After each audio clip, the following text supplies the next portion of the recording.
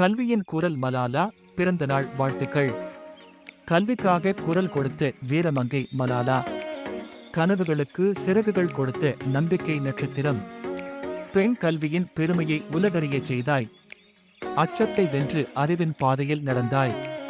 உன் துணிவு உலக மாணவர்களுக்கு வழிகாட்டும் விளக்கு. ஒரு புத்தகம் உலகை மாற்றும் என்பதை உணர்த்தினாய். ஒரு பேனா புரட்சியை உருவாக்கும் என்று காட்டினாய்.